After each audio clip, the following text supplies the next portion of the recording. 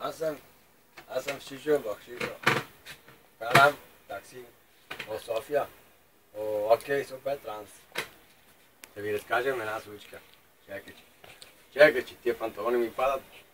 И аз днеска не съм обедал още. Не чу обедал. Това диабет да се върти. Та жена ми сака само пари. Сака. Как се работи, а? 12 часа въртим за 3 коли и 2 цигари. Ти лесно ли мислиш, от София се върти такси? Чакай. О!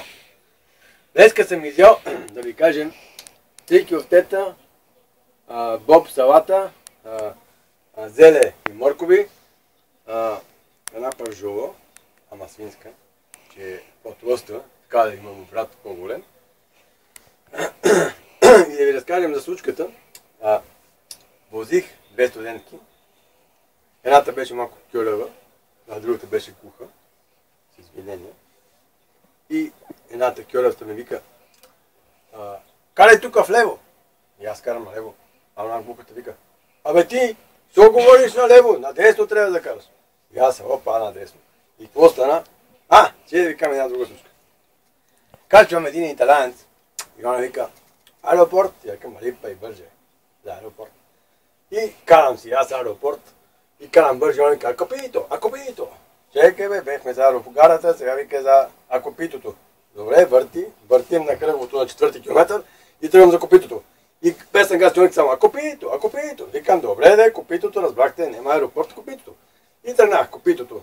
И първа, втора, трета, четвърта, пета, шеста, нагоре. Горе една така дръска. И стигнаме там и каза: акопито. Добре, бе, копитото. И накрая какво стана? Той е бил за аерогарата, на италианския копито, бързо ти спуска самолето, аз го скрах на копитото. Може ли малко почивка, че почнах да се запотвам и мустако поставям и да ми тече отдолу. Ще спрете ли малко да ме снимате? Водих да пуснем една вода, че ме беше напанало. И като ми си допикае, извинявам се много, и като ми си ходи до малка нужда, и като не мога да отидем у колата, така. И да ви кажем една случка.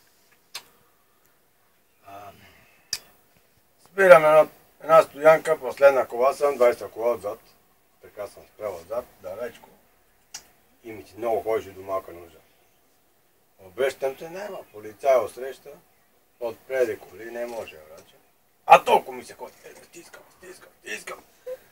И към какво да правим, имаше малко кола, оно шише литър и половина, отрезах шишето, изпих колата, отрезах шишето. И почнах да си чоркам.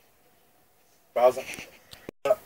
Изпих колата, литър и половина шише, изрезах шишето и почнах да си шоркам така леко. Ама така съм се затил, като се едно, че ме гази варък. И тъмън свършвам вече, не е супер. И вратата се отваря. Не, вратата се беше отворила и аз не бях видял.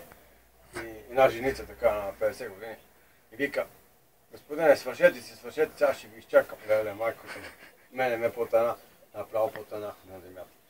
Направо като видех женицата и викам: не, следващото такси, аз бях последен, не.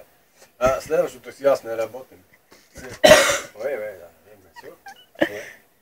А какво прави майка ти? Майка ти слуша музика. Може ли малко почивка да ми дадете?